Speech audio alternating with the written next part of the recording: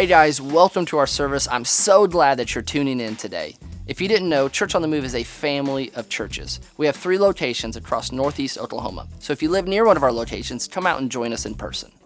We have incredible worship and teaching, and of course, amazing environments for kids and students that we want you and your family to experience for yourselves.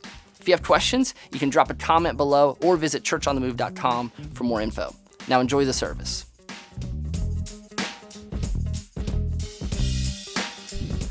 Man, happy Mother's Day to all the mothers that are in the room. You have one of the most difficult jobs on the face of the planet, and one of the jobs that goes unseen, unappreciated, and uncelebrated. But there's a scripture that I often pray over mothers, and it's not a scripture that's normally associated with moms.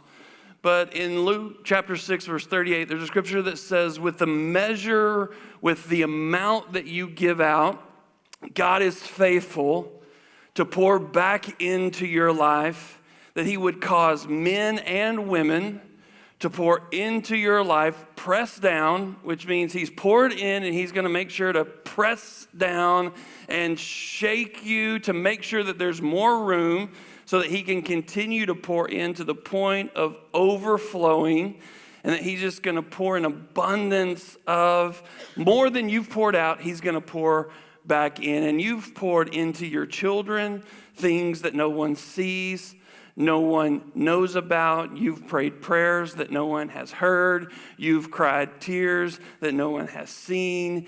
You've made sacrifices that no one has known about. And with the measure that you've measured out of your life and your mind and your heart and your emotions, I believe God is going to cause others in your life to pour back into you, your church family, your kids, others around you, and you're going to be blessed in ways you couldn't imagine because of the things that you've done for others who at times didn't appreciate you. So moms, continue to be faithful, continue to stand in the fight, and continue to do what God's called you to do, because without you, life would be miserable, and we wouldn't be successful without moms, right? Can we celebrate our moms? Come on. Matter of fact, I just want to take a moment and pray over our mothers today. God, I thank you so much for the incredible gift of a mom, that you have given us mothers who are faithful, who are sacrificial, and today we just celebrate them. And I pray that you would bless them in ways they could not imagine. Not just today, but every day. Tomorrow and the next day and next week and in the years to come, that their life would be full because they have filled the life of others. They have filled us with wisdom. They have filled us with values. They have filled us with the ability to live and navigate life. They have nurtured us. They have cared for us. They have mended our wounds. They have held us in times of brokenness. And they have loved us, Father, like you've loved us. And so, Father, we celebrate them, and we just pray that you would bless them in ways that would blow their mind. May you give them the strength and the endurance for the moms in the rooms that are fighting for their children still, that they're standing in the place of faith and standing in the place of hope and still battling the spiritual battles and the practical battles and the physical battles for their children's physical health, for their mental health, for their spiritual health. May you give them the endurance to just take the next step, to stay in the fight, to stay in the grind. And Father, may you encourage them and strengthen them. In Jesus' name we pray. And everybody said, amen. Well, we're so glad that you're here, and we're continuing today in a series on Joseph. And for those of you that maybe haven't been with us and you're just stepping in this weekend, maybe you're with your mom and you're celebrating her today, we're so grateful that you're here. We've been in a journey for the last few weeks following the life and the journey of a man named Joseph. And you find his story in the book of Genesis from chapters 37 all the way to chapter 50. And we've just been walking through this chapter by chapter and looking at the different components and parts and aspects of his story and his life and just seeing what it is that God's teaching us. And when we find Joseph, he's about 17 years old. He's born into a dysfunctional family, and his dad, Jacob, has really lived a dysfunctional life, and as a dysfunctional man has cultivated a dysfunctional family. And Joseph is Jacob's favorite son. And Jacob puts a robe of a multicolored robe on Joseph that signifies, this is my favorite son. And it creates this jealousy and this awkwardness between him and his brothers. And Joseph has a dream. He shares that dream with his brothers. It enrages his brothers. His brothers end up selling him into slavery. He finds himself in Egypt, in a foreign land, in a foreign place, a place he doesn't know, a place he's uncomfortable with. He finds himself in a house owned by a man named Potiphar, who's high up in Egypt's military forces. And he builds a relationship with Potiphar. Potiphar entrusts him with everything in his house. Things are going well again. He's successful. He's succeeding. But then he gets into this weird, awkward relationship where Potiphar's wife is pursuing him for an inappropriate relationship, but Joseph's integrity is causing him to run and to flee. And he's like, I'm not going to do this. I'm not going to do this against my master. I'm not going to sin against God. I'm a man of character and integrity. And he's man, just a faithful person. And yet Potiphar's wife lies and says, hey, this guy's tried to take advantage of me and created this controversy and this conspiracy, and it gets Joseph thrown in prison. And Joseph's like, man, what? Can I catch a break? I've not done anything wrong in my life, and yet I've been betrayed by my brothers, ripped away from my family. And I thought I was kind of getting a new chance at life, and here I am in prison. And yet again in prison, he just finds himself faithful. And he's serving, and he's living a life of integrity, even in prison, after yet again being betrayed. And he's, again, finding himself promoted and serving and in places of success. And he's at the top of the food chain in prison. And he's cultivating relationships, and people are coming to him, and he finds himself hearing dreams from others, and now he's serving them and interpreting their dreams, and they're getting out of prison. And he's just like, hey, if you will remember me when you're in front of Pharaoh, I've lived a life that's just not fair. I've not done anything to get here. Would you remember me? And they forget him. They forget about him. They just walk away from him. And he's in prison another 2 or 3 years. And finally, this circumstance arises where Pharaoh has a dream. They remember him. And hey, Pharaoh, there's this guy in prison that possibly can interpret your dream. And Pharaoh calls for Joseph. Joseph interprets Pharaoh's dreams and gives him this idea that, hey, Pharaoh, there's going to be 7 years of, man, things are going to be incredible. Crops are going to be in abundance. Food is going to be in abundance. But right on the backside of that, there's going to be 7 years of the most difficult famine the world has ever seen. And so you need to be wise. You need to get somebody in a place of power, someone that has wisdom and intelligence, that knows how to store food and knows how to plan, because there's something really difficult coming. Through the process, Pharaoh says, Joseph, I can't find anybody else that has your gifting. I see God is on your life. I see God is with you. And I can't find anybody else that's filled with the Spirit of God like you are. I need you. I need you with me. And we see Pharaoh putting Joseph in a position of power. And it's an incredible story to follow the ups and the downs, the roller coasters, the highs and the lows. And we pick it up in chapter 42 and in verse 6. And it says this, it says, now Joseph was the governor of all of Egypt. And it's just like you just feel, I've made it. I'm in a place of power. I'm the second in command. I'm the second most powerful person, not just in Egypt, but in the world. Egypt at that time was the superpower in the entire world. They were the dominant force. So Joseph has gone from the lowest position possible, slavery, prison, to now the second most powerful position in the world. I mean, just that alone. I mean, we love, I love sports. I love to watch sports. And if you watch sports, you watch the draft, you watch college sports, they're always looking for the story of the underdog. They're always looking for the story to tell that this guy shouldn't have made it. This guy came from nothing and from no one, and didn't have any. The odds were against him to make it, and they tell this beautiful, compelling, emotional story, and it makes you want to cry. That's Joseph's story. This would have been the story that they would have told, and they would have created this beautiful narrative and this beautiful videography and all of the beautiful B-roll, and it would have been this incredible just story and documentary of Joseph's life of, you shouldn't have made it. You shouldn't have been here. You don't necessarily belong here. The odds were against you, but yet you've made it. You're successful.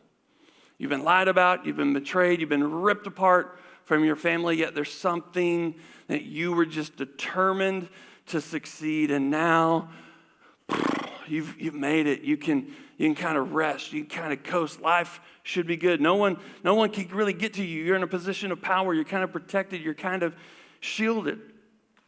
And now we're at a place to where we're almost 20 years removed from the dream happening. We are through the 7 good years and now we've kind of hit into the season of famine. Joseph's family is still back in Canaan. His brothers, his dad, and they're starting to feel the effects of the famine. They've run out of food. Their livestock are starting to suffer. Their families are starting to suffer. They're trying to figure out, how are we going to eat? How are we going to survive? And Jacob hears Egypt has food. And so he gathers his family together and he says, guys, I need you boys to go to Egypt. I hear that there's food there, and I need you to go get the family some food. I'm going to send you with money. I'm going to send you with what you need to purchase the food. So I need you to get the things that are needed for the trip, and I need you to go, and I need you to get the food and come back, and we'll continue to live and survive and hopefully make it through this famine and through this difficult season. So the brothers head out. Jacob keeps Benjamin, Joseph's younger, full-blood brother, back because Jacob is still living in fear that something might happen to Benjamin. He's still living in the fear of what happened to Joseph. He believes that Joseph was killed by a wild animal. When Joseph's brothers had thrown him into a well and then eventually sold him into slavery, they took the coat off of Joseph, dipped it in blood, ripped it to pieces, took it back to their father and said, look what we found. And Jacob came to the conclusion that some animal must have demolished and torn apart his son. And so Jacob lived in fear that something would happen to his other favorite son, Benjamin. And so he kept Benjamin home for fear that something would happen to him and sent the other 10 brothers to Egypt. So we pick it up here, and now Joseph is the governor of all of Egypt, and he's the one in charge of selling the grain. And what's remarkable is that God had redeemed every difficult part of Joseph's journey. Because what they tell you is that Joseph learned something when he was thrown in the empty well. His brothers, when they surrounded him and subdued him, they threw him in a well that was dry. And when Joseph was down there, he was down there for a few days, potentially a week. Don't really know how long he was down there, but he learned something about the conditions and the climates of being underground and what it was like to be in a dry well. And he learned something. And then when he was sold into slavery and put in Potiphar's house, he learned something of organizing and how to build systems and how to help people organize and build processes and different things. And he learned some things in that season of his life. And then when he was in prison, the prison was possibly underground, and there were climates and humidity and different aspects of being underground, and he understood the conditions and the climates. And so when now Joseph has been promoted to second in charge, he has a mental understanding of the climate and the humidity and the process and the organization of what we need to do to process and store and preserve food in a way that actually, I don't even think we can store food as long as they did, even with our technological advances today. And so he learned something through every difficult season. And I just want to say for you, don't waste the difficulty that you face, because God will redeem it. In every season, every detour, everything that you think, I don't know why I'm here, I don't know why I'm facing this, I don't know why I'm going through this. It may not be God caused, but it'll be God used, it'll be God redeemed, and I guarantee you, God will teach you something in that season that prepares you for what's next, and will prepare you for a problem that you need to solve tomorrow. He'll prepare you today for something you need to solve for tomorrow. And so Joseph is now governor. He's now in charge of storing and preserving food, and now he's in charge of selling the grain to all of the people. So he's built all the processes, all the systems, all of the stuff, and now his brothers have showed up in Egypt. And when Joseph's brothers, when they arrived, they bow before him with their faces to the ground. Now, that is a significant moment. They bow before him with their faces to the ground. The dream that Joseph had at 17, this is the moment that is fulfilled. 20 plus years, potentially at this moment, Joseph is 37 years old, maybe. He's 13 years old when he gets out of prison, or he's 13 years removed from the dream when he gets out of prison and Pharaoh promotes him. So he's roughly about 30 years old when he's becomes governor. And it's roughly 7 years of good years. And so now we're into the famine. So he's somewhere between 37, 40, maybe if he's lucky, he's still good looking and handsome like me at 44, So he's somewhere in this age of 37 to early 40s. 20 plus years removed from the dream. And some of us get frustrated when our dreams don't come true in a couple of weeks or a couple of months. And we got to have patience, and we got to have endurance, and we got to trust that God has a plan, and we just need to take it day by day, step by step, month by month, year by year, and just know, God, you are faithful. You know what you're doing. Your timing is perfect. Your kingdom come. Your will be done. I'm going to be faithful to you because I know you're going to be faithful to me. And so Joseph, in this moment, is starting to recognize the dream has come true. And listen to this. Joseph recognized his brothers instantly. He recognizes them. He sees them. He notices them. Of course, they stand out because there were some things that distinguished Jewish culture and Jewish people. They dressed differently. They wore their hair differently.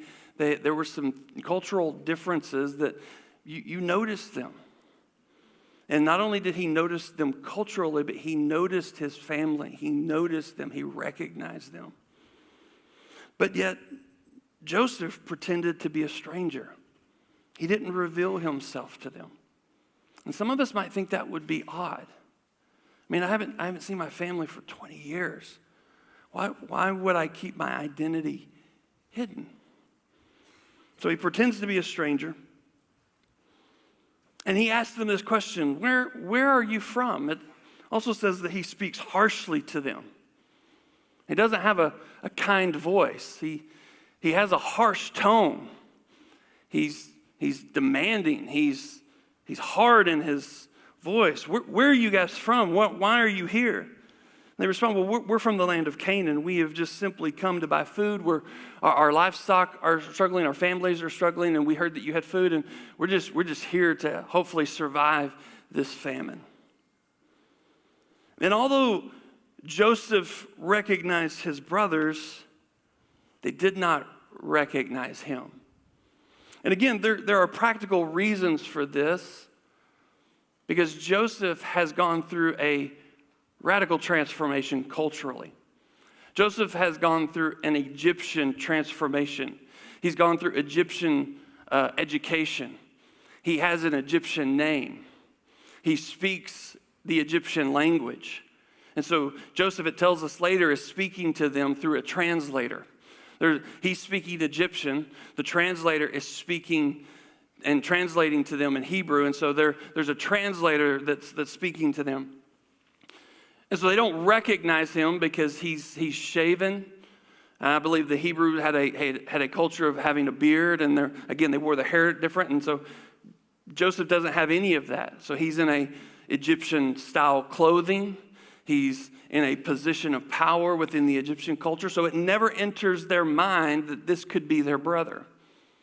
But while there are external factors to that and practical applications to that, I believe there's also spiritual and emotional and mental things to that as we grow and develop throughout life, we evolve in ways emotionally and mentally and spiritually to where when we bump into people at later stages in our life, they may recognize us physically, but they may not recognize us emotionally or mentally or spiritually. Why? Because we've grown and matured. And Joseph is not the same man at 40 that he was at 17.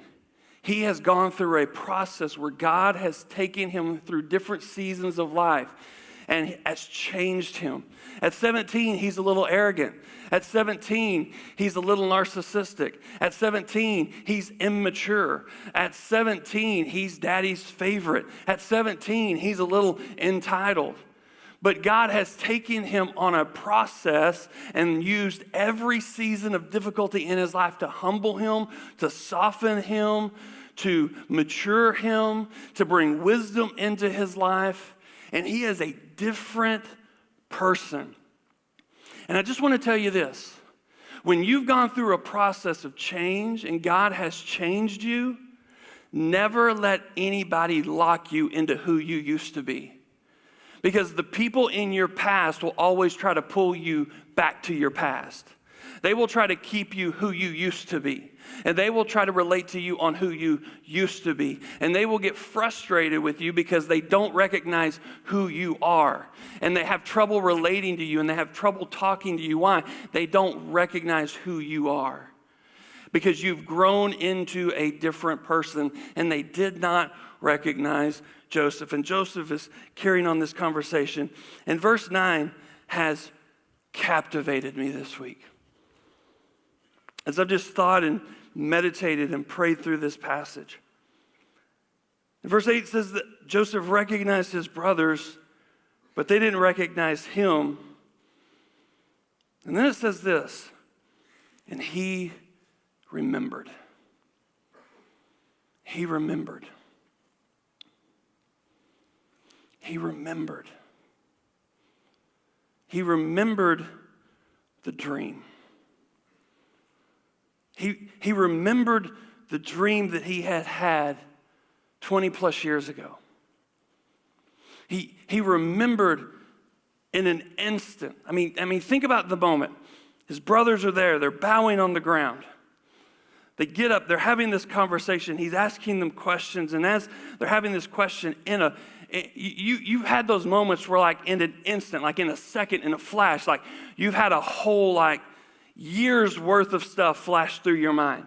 It's kind of that moment for Joseph where just like years of information is just flashing through his mind, and he's processing just years of information, and he remembers the night that he has the dream, and he remembers vividly the dreams and the things, and he remembers getting up the next morning and the emotion and the excitement of God gave me a dream, and God's put a purpose in my life, and there's a future, and there's a destiny, and he remembers getting out of bed and the excitement and the emotion, and he remembers running out of the house and to his brothers and with excitement saying, hey, God's given me a dream, and he remembers the moment of telling his brothers the dream, and he remembers The confused feeling he has as he looks into their eyes and he sees not excitement and not pride for their brother, but hatred and jealousy and insecurity and bloodshot eyes that are enraged and red faces. And he's confused, like, what is this? And he feels the rage and the intensity in his brothers, and he remembers the conversation with dad where his dad's getting on to him about the dreams that he's having and the way that he's talking about the dreams. And he remembers the moment where his dad sends him out to check on his brothers, and he remembers the moment where he gets to his brothers and the confused look as his brothers surround him and tackle him and tie him up and throw him in a well. And he remembers yelling out, "Hey, this isn't funny. I don't like this joke. You guys have done this before. This isn't funny. Get me out. I want to go home. I want to be back at Dad's house. Hey, it's getting dark. You've left me down here too long," not knowing, surely they're right there. Surely they're going to pull me out. And the next morning, wondering where his brothers are and being there for 1 day, 2 days, 3 days. Do they really leave me here? Are they really going to leave me here to die? And he's remembering. Then he hears some commotion and people coming, and they've come to get me. They didn't leave me here to die. And they came back to rescue me. And then hearing voices that he doesn't recognize the language, and he doesn't recognize, and he hears animals and bells and wagons. And then finally he hears the voices of his brothers, but there's a conversation between people he doesn't recognize. And then he hears the question, "How much would you give me for my brother?" And what's going on? What do you mean, how much would you give me? And then he hears the amount of money that's offered, and what are they doing? And he's yelling, trying to get his brother's attention. And he remembers the moment where he's sold into slavery. And he remembers the top of the well being opened and the rope being let down and being pulled out, but yet being put in chains and being handed over to people that he doesn't recognize. And he remembers being tied to a wagon and looking at his brothers with this confused look of, why are you doing this? And pleading for his life and pleading, just please, I don't know what I did wrong. I just told you a dream. I know Dad's put a robe on me, and he remembers being dragged away, and in the distance seeing his brothers ripping his coat apart and dipping it in blood and being confused at what's going on, and just seeing his family drift into the distance. And he remembers being all of those things, and he remembers in an instant all of those. And he doesn't just remember the events, he remembers the emotions. In verse 21, listen to this, as his brothers are talking, and it says, speaking among themselves, the brothers, as they're getting into some trouble here, and they're kind of confused, they say, "Hey, what we're experiencing, we're being punished because of what we did to Joseph." Remember, they don't know they're talking to Joseph, but listen to this. This just paints a picture. They said, "We saw his anguish. We saw his pain as he pleaded for his life." This was an emotional moment and season, and Joseph is not just remembering the events, he's feeling the emotions, and he remembered. I don't know if you've ever been in a moment where you remembered. You remembered something you forgot. You were confronted with something you had suppressed. You had forgotten a pain that you forgot was there. You had succeeded. You had gotten past it. You had lived beyond it and forgot that it was there and down deep, and turned around, and the person that hurt you was face to face with you. I remember eating in a restaurant, and my wife and my parents, and we were having a time, and we were laughing and talking and dreaming and just enjoying ourselves. And I remember just glancing up and seeing a figure, a person walking through the door, and as I took a second look, I recognized the image, and I recognized the who. And all I can say is I just remember it was like this hand reached up and just grabbed my throat, and my gut twisted. And I remembered. I remembered what they did, and I remembered what they said. And I remembered in an instant all of the emotions and the hurt and the tears. And I remembered. I was reading this week, and there was a quote that I thought was just so powerful. Because these are really powerful moments of opportunity in our life. And a gentleman by the name of John Lennox writes about this particular passage.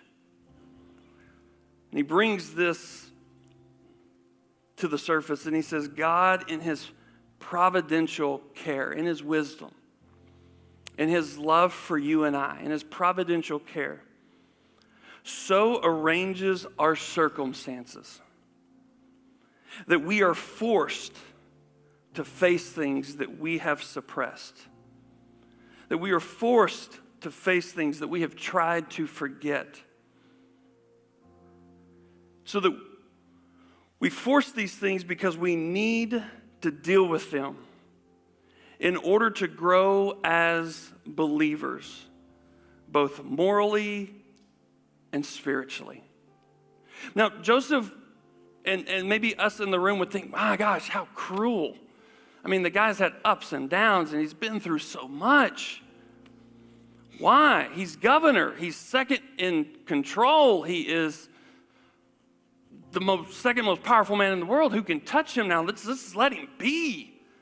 Like, he's been faithful. And the guy says, no, there's still something there that is going to stop him and prevent him from living in the freedom that will give him the full opportunity of living to his full potential and to the fullness of who I created him to be. And I love Joseph enough that I'm going to give him the opportunity to face it. I love him enough that I'm going to give him the opportunity to not suppress it and not forget it. And you and I, when we're faced with this, are faced with the same question that Joseph is. Because Joseph, he's not the 17-year-old weak kid, immature kid anymore. He is the governor of all of Egypt.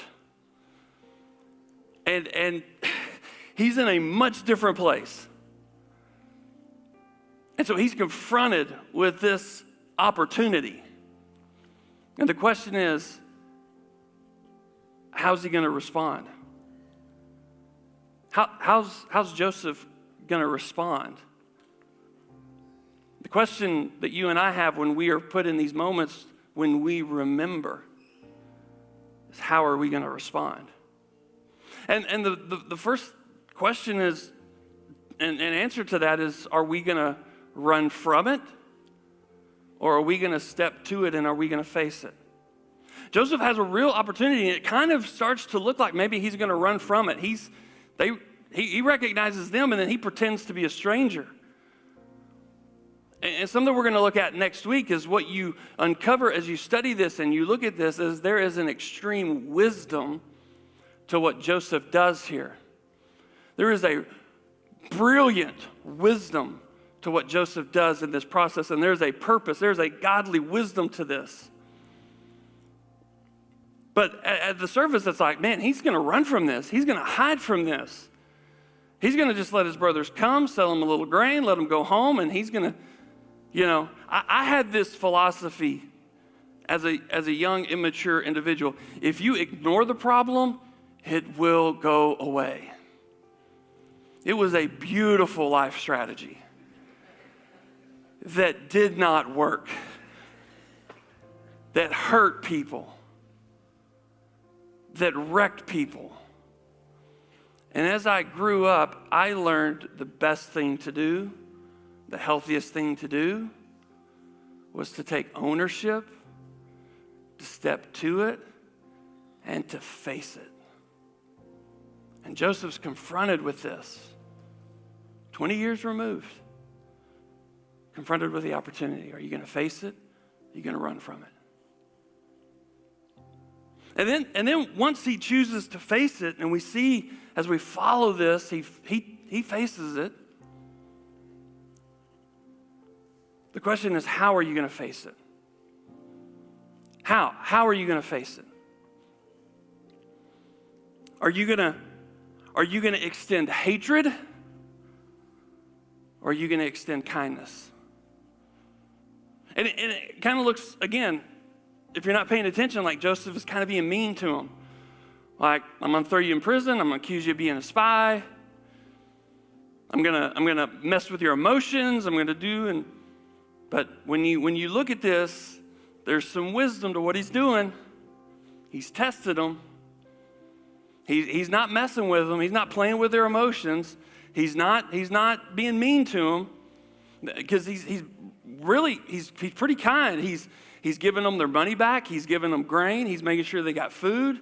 He's putting them in a place where he's keeping them safe. He's taking care of them. Yes, there's some games going on and there's some testing going on, but he's really, he's at times getting emotional. He's breaking down and he's weeping and he's having to leave the room, and he's wrestling with the whole emotional roller coaster of this. And when you're confronted with these moments of you're face to face with the abuser, you're face to face with the person that hurt you and caused you pain, you're face to face with the thing, the group, the whatever, you have an opportunity of hatred or kindness. You have an opportunity of arrogance or humility. Are you going to walk in arrogance or humility? Listen, what an opportune time. They're on their hands and knees, face down. And what a moment to say, I told you so. What do you mean, Governor? It's Joseph. I told you 20 years ago you would be on your face. I told you I was going to graduate. I told you I was going to succeed. I told you I was going to be somebody. I told you I was better than you. He could have been so arrogant and so boastful and so full of himself. He could have rubbed it in their face. You look around. You look at the people. You abused me. You bullied me. You threw me into slavery. You ripped me away from my family. You look what I made of myself. You tried to destroy me, but I pulled myself up by my bootstraps. I made something out of myself. I succeeded when you set me up for failure.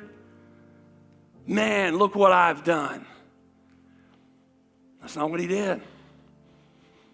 Why? Because God had walked him through a process of humility, softening him. And then you have a real opportunity to either take revenge or to choose to forgive. Romans chapter 12,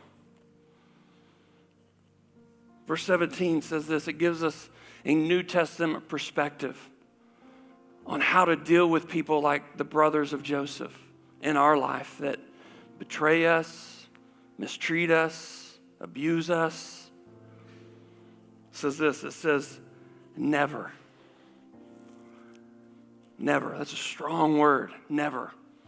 Never under any circumstance. Never under any condition. Never pay back evil with more evil. Never is evil the right response. Never is doing the wrong thing the right thing. But this circumstance, but they never pay back evil with evil. Do things in such a way that everyone can see you are honorable. It's always right to do the right thing. Do all that you can to live at peace with everyone. Now listen, that does not mean you're going to be at peace with everyone. It says you do what you can to be at peace with everyone. Some people you can't be at peace with because they're not willing to do all they can to be at peace with you. they're not willing to do their part. The question is not, are you at peace with everyone? The question is, have you done your part? Have you been kind? Have you been humble? Have you been gracious? Or are you getting sucked down into the drama? Are you getting sucked down into the cycle of brokenness? Are you repaying evil for? No, are you doing what you can to be at peace? I'm not worried about what they're doing. I'm not worried about what they're saying. What are you doing? He says, you do what you can. Don't worry about the outcome. You take ownership of you, and you do what you can to be at peace. Dear friends, never, there's that word never again, never take revenge. Leave that righteous anger to the righteous anger of God. For the scripture says that God says this about himself, I will take revenge. I will pay back, says the Lord. Instead, this one's hard. If your enemies are hungry, feed them. If they are thirsty, give them something to drink.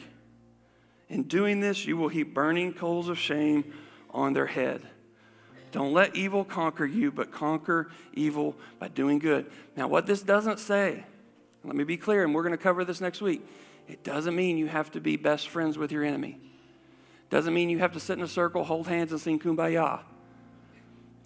It doesn't mean I have to walk down the street and skip with you and hold your hand and say we're BFFs. We're not. But it means I have to walk with an integrity and do what's right and treat you with the dignity of a human being and not repay evil with evil. How are we going to respond? In situations like this, when we find ourselves with Joseph, how you respond is an indication of your maturity and your health, emotionally, mentally, and spiritually. It reveals something about you. How you respond, how Joseph responds in that moment reveals something about him. As you watch his response to his brothers, it reveals something to him mentally, emotionally, and spiritually. There's a real maturity there. There's a real wisdom there to what he does and how he walks this out. And again, we're going to uncover some of that next week. There's a real healthy spirituality to him and a real maturity to how he walks this out. And I want you in those moments to pay attention to what comes out of you. In those moments where you're confronted and you remember. Pay attention to what comes out of you. If it's fear, if it's anger, because it's an indication of I need to step towards this and I need to allow God to work in me, on me, through me.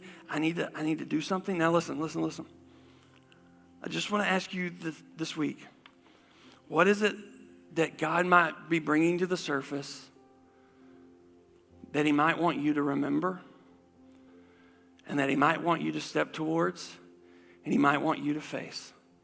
Now here's what I want to say. I wish this was easy. I wish I could tell you here's step one and how you do this, and here's step two. And if you'll just say this word, and if you'll just pray this prayer, and if you'll just do this thing, snap, bam, boom, abracadabra, you'll be better.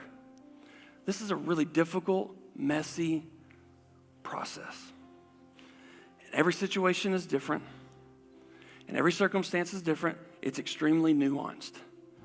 There is not a prescriptive, like, you do this, you say this.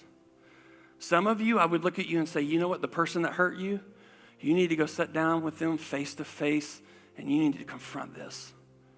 There's some of you in your situation, in your circumstance, I would say, you absolutely do not need to go sit down with them face to face. You need to deal with that from a distance. You need to sit down in counseling. You need to sit down with a pastor. You need to sit down with a friend. You need to deal with that in isolation between you and God. Every situation is nuanced and is different and is complex. This is complex stuff. And so I want you, like Joseph, to have a wisdom in how you address that. And I just want to say, as God brings these things to the surface, as your church family, we have people, we have pastors, We have partners that we want to help you walk through and navigate these things. Because as you remember, God's not in the business of doing this to be mean. He's in the business of bringing these things to the surface because he loves you, and he wants to remove every obstacle from you living the full life that he's created you to live. So we don't want to suppress, we don't want to forget, we don't want to ignore. We want to step towards and face these things with kindness, with humility, and with forgiveness. Father, man, today as we've stepped into this moment of remembering,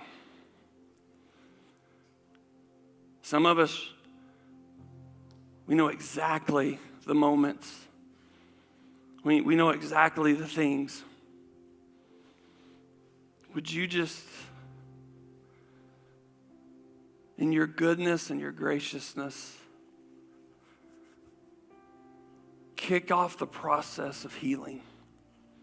You surface these things because you want to bring healing into our heart. You want to bring hope. You didn't cause Joseph to be confronted with this just to relive the pain. You brought this to the surface to bring healing. And for those of us today that maybe have something that's been surfaced, or you've done it so that there can be healing. The giving of forgiveness. The growth and maturity into the person we've been created to be. I would just encourage those of you that are moved or stirred. I'm going to have you do something here in a moment that would just be an act of faith, to just say, hey, I want that healing process to start. It's kind of an act of surrender to God to say yes. And I would encourage you as our service is ending, we have an incredible prayer team that's a safe place. They keep confidentiality. They're a safe place to talk about things, but you don't have to go into depth. You can go to the depth that you feel comfortable going to. There will be other people responding for other needs. But I would just encourage you, don't leave this place. If the Spirit of God is stirring something in you, don't leave this place without connecting with part of our prayer team or a volunteer or a friend. There's prayer happening in the lobby, in the parking lot. I just want a place and a space and a culture here where, as God moves on people's hearts throughout worship and the message, where we just take time for the Spirit of God to work on us, and we just agree with each other in faith. But man, if there's something I just trust that if this is what God's having me talk about, there are people here that, and it resonates with you. And we're remembering some things that have happened to us. And maybe this is the Joseph moment of, and he remembered, and she remembered. And this is the moment where you get to choose. Do I run from this, or do I start to face this? If you just connect with that, this isn't your normal salvation call. This is just for everybody in the room. If you resonate with that, nobody's looking around. This is a personal, private moment, just myself. Would you have the courage to just tell me that that's me by raising your hand? Thank you. Thank you. Thank you. Thank you. Thank you.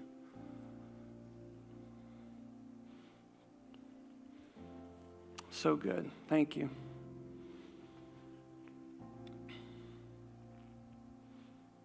There's just a sweetness, the Spirit of God here. There's a gentleness. I just love the gentleness of God, that when he deals with tough things, there's just a sweetness and a gentleness.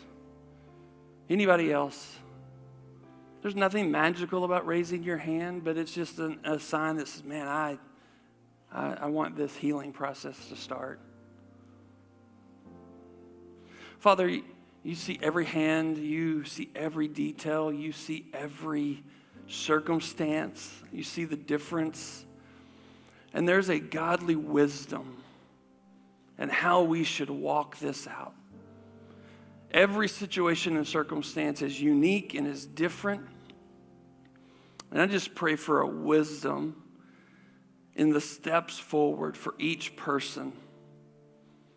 There's a path forward. There's a next step. There is a giving of forgiveness. There is a giving of grace. There is a receiving of forgiveness themselves. There is a receiving of healing themselves. There is a receiving of the work of the Spirit themselves. For some, there is a healthy, kind, gracious confrontation coming. For others, there is a conversation coming with a pastor. For others, there is a conversation coming with a friend. For others, there's a conversation coming with a counselor. For others, you are leading them into that next step.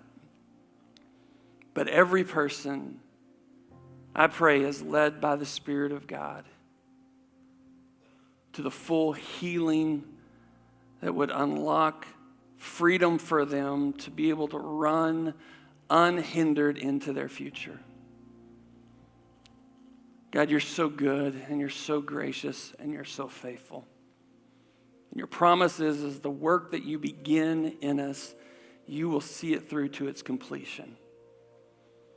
And so, God, we open our hearts and we surrender to you and just say, your kingdom come and your will be done in our hearts, in our minds, in our emotions, in our spirit, in our bodies, in our families.